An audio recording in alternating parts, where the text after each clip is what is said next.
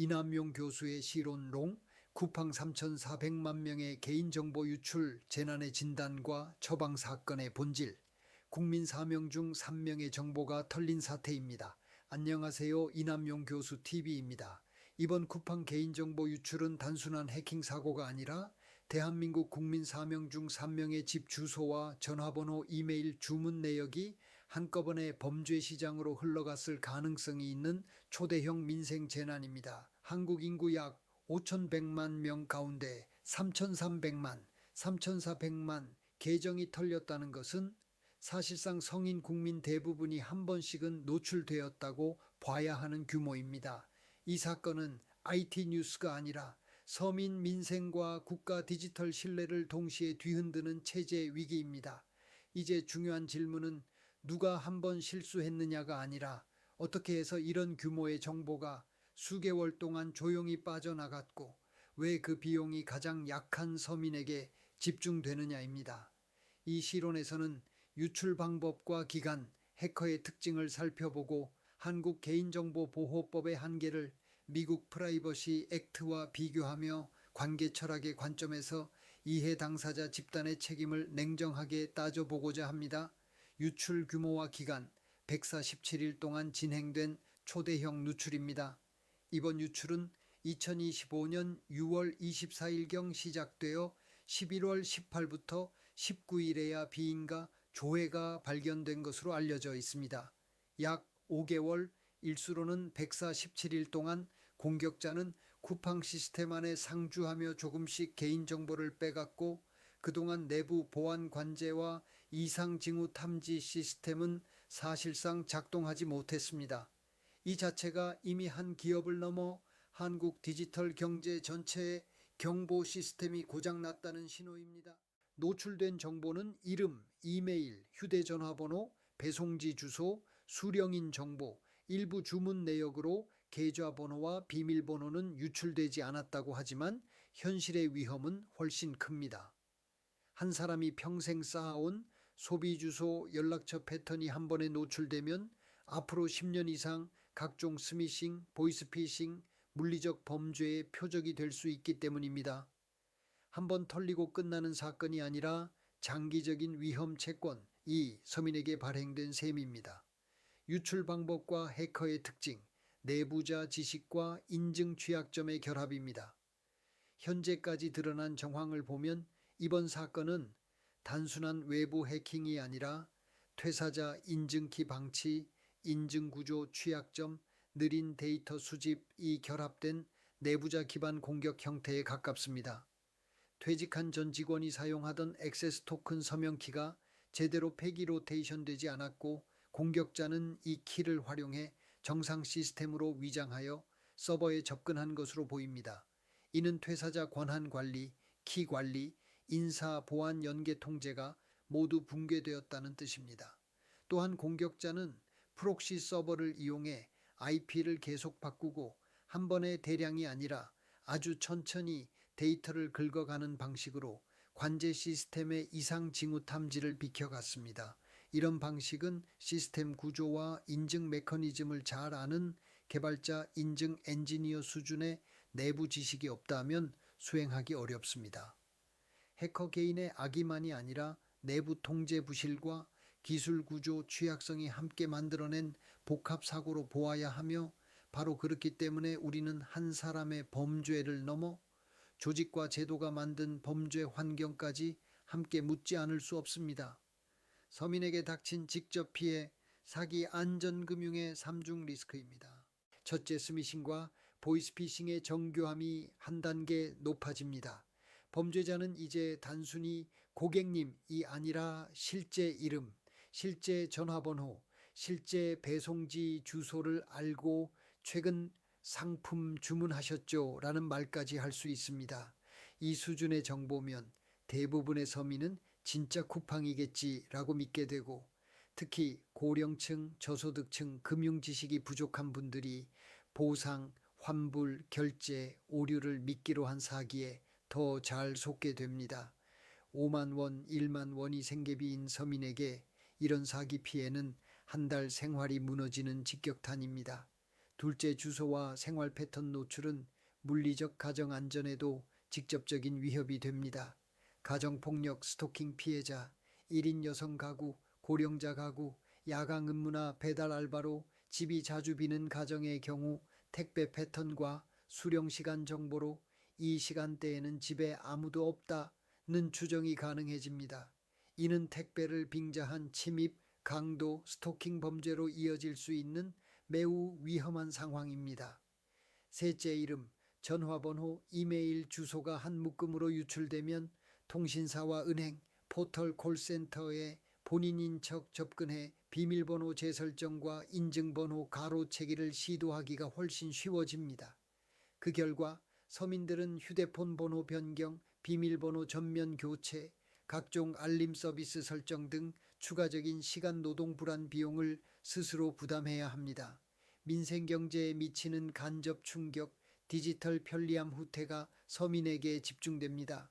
서민일수록 쿠팡과 같은 온라인 플랫폼을 통해 조금이라도 싼 가격에 물건을 사고 퇴근 후 장 보러 갈 시간을 절약하며 육아 간병 자영업 사이에서 클릭 몇 번으로 일상을 유지해 왔습니다. 그런데 이번 사태로 온라인 결제 주문에 대한 불안이 커지면 사람들은 다시 오프라인 마트와 시장으로 시간을 들여 이동해야 하고 교통비와 지역별 가격 차이를 감내해야 합니다. 디지털 경제가 약속했던 시간 절약과 비용 절감의 과실이 줄어들수록 그 공백을 채우기 위해 더 많은 시간과 돈을 써야 하는데 이 역설의 비용은 소득 대비 생활비 비중이 높은 서민에게 집중됩니다. 또한 이번 사고로 쿠팡뿐 아니라 유통금융통신 전반에서 보안 인력 증원, 보안 솔루션 강화, 사이버 보험료 인상이 불가피할 것이라는 전망이 나옵니다. 자본주의 체제에서 이런 추가 비용은 결국 상품 가격, 수수료, 이용료에 포함되어 소비자에게 전가됩니다. 대기업과 고소득층은 이를 흡수할 여지가 있지만 서민은 같은 금액 인상에도 훨씬 크게 흔들립니다. 더구나 과징금과 징벌적 손해배상이 실제로 피해 서민에게 충분히 돌아가지 못하고 장기적으로는 가격 수수료 인상 형태로 재정화될 위험까지 감안하면 이번 사태의 민생경제 충격은 단기 뉴스로 끝나지 않을 것입니다. 아니다, 오래 지속될 공산이 큽니다. 한국 개인정보보호법의 한계, 세계 최고법, 세계 최악 현실의 모순입니다. 한국 개인정보보호법은 공공과 민간을 포괄하는 강력한 일반법으로 매출의 일정 비율을 과징금으로 부과하고 1인당 법정 손해배상 상한도 높게 설정되어 있어 세계에서 가장 엄격한 법 중 하나라는 평가까지 받습니다. 독립규제기관인 개인정보보호위원회가 조사와 시정명령과 제재를 수행하고 대규모 침해 발생 시 신고 통지 의무도 규정되어 있습니다. 문서만 보면 제도는 상당히 잘 갖추어진 셈입니다. 그러나 현실은 통신사, 금융사, 포털, 유통사를 거쳐 쿠팡에 이르기까지 대형 유출 사고가 반복되는 상황입니다. 이는 법은 세게 만들어 놓고도 사전 점검과 구조 개편과 투명 공개와 피해 회복에서는 여전히 약하다는 모순을 드러냅니다.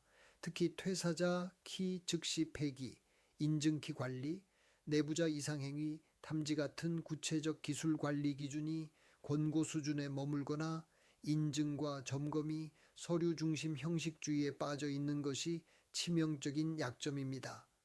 결과적으로 개인정보보호법은 사고 나면 뒤에서 크게 때리는 법일지 모르지만 사고 전에 구조를 바꾸고 사고 자체를 막는 법으로는 아직 충분히 작동하지 못하고 있습니다.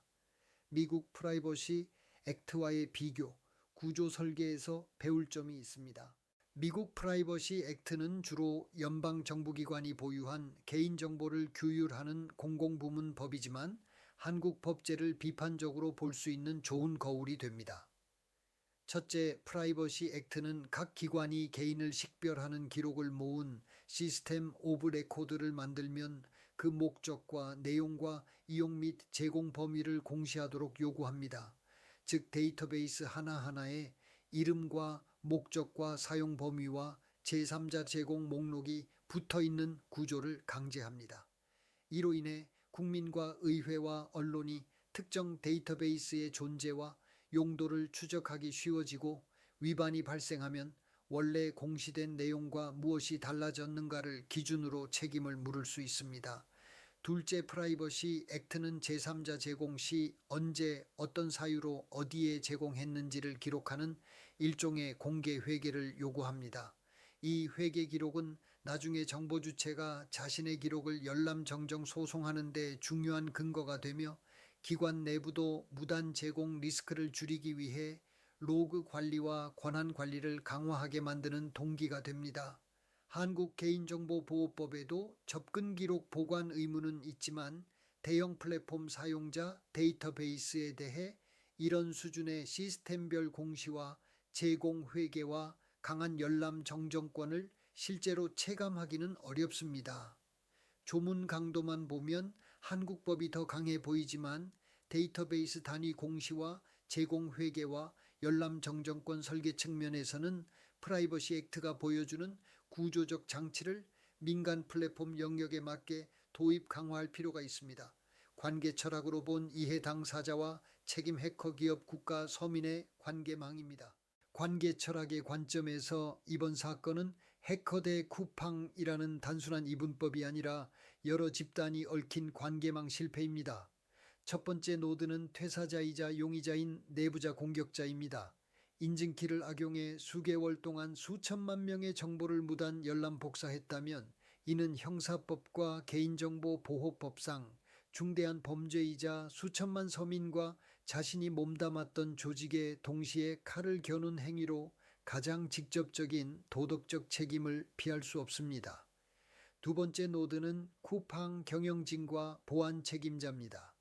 퇴사자 키 방치, 키 관리 부실, 관제 탐지 시스템 실패, 미숙한 사과와 소통은 모두 구조 설계와 거버넌스의 문제입니다.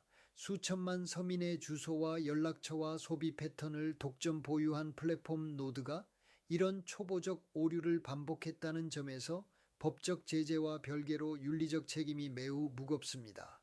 세 번째 노드는 규제기관과 입법정책 당국입니다. 개인정보보호위원회와 감독부처와 국회는 이미 강력한 법과 과징금 권한을 가지고 있음에도 대형 사고가 반복되는 현실을 직시해야 합니다. 인증과 점검이 형식에 치우쳐 있지는 않았는지 보안 비용을 아끼는 것보다 벌금과 소송 비용이 더 크다는 신호를 제대로 주었는지 돌아봐야 합니다. 네 번째 노드는 서민 소비자입니다.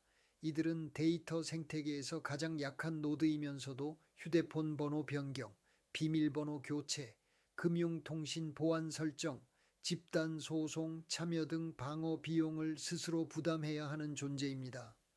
관계 철학적으로 볼 때 국가와 기업과 규제기관은 바로 이 가장 약한 노드를 기준으로 법과 제도와 기술 아키텍처를 설계해야 하며 이번 사건의 최종 평가 기준은 서민이 앞으로 얼마나 덜 털리고 덜 고생하게 되었는가가 되어야 합니다.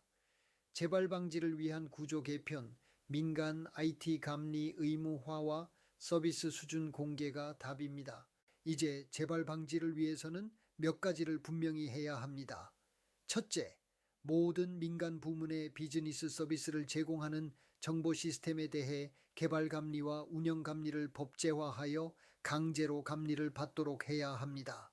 지금까지 정보 시스템 감리는 주로 공공부문에 집중되어 있었지만 수천만 명의 국민을 고객으로 두는 대형 플랫폼과 택배 결제 플랫폼 기업은 사실상 공공 인프라와 다를 바 없습니다.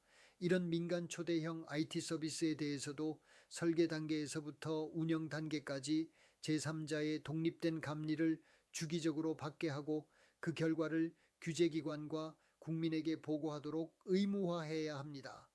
둘째, 많은 국민을 고객으로 하는 대형 IT 서비스 기업은 금융기관처럼 자신들의 비즈니스 서비스 가용성, 용량, 보안성, 지속성 수준을 외부에 공개해야 합니다.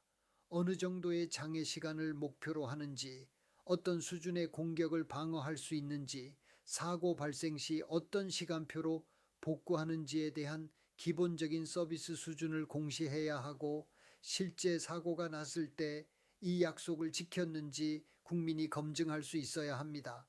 그래야만 기업이 싸게 빨리 개발하는 것보다 안전하게 오래 운영하는 것을 더 중시하게 됩니다. 이번 개인정보 유출 사건은 보안성에 대한 문제로 3,400만 명 국민의 삶과 안전을 한꺼번에 위협한 용서할 수 없는 무지하고 무능한 사건입니다. 이해 당사자 집단은 민형사상의 책임을 져야 하며, 내부자 공격자는 형사처벌과 함께 끝까지 추적되어야 하고, 쿠팡 경영진과 이사회와 보안 책임자는 과징금과 손해배상과 함께 필요하다면 자격정지와 형사 책임까지 검토되어야 합니다. 동시에 규제기관과 국회도 이 정도 사고가 나도록 방치한 제도 설계 실패에 대해 반성하고, 민간 IT 감리 의무화, 서비스 수준 공개, 집단소송 제도 강화 등 강력한 조치를 통해 구조를 바꾸어야 합니다. 이것이야말로 관계철학의 관점에서 서민을 가장 약한 고리가 아니라 가장 먼저 보호받는 노드로 대우하는 길이며, 서민이 최소 3번은 털린 나라에서 서민이 더 이상 털리지 않는 나라로 나아가는 출발점이라고 저는 믿습니다. 이남용 교수의 시론록을 시청해 주셔서 감사합니다.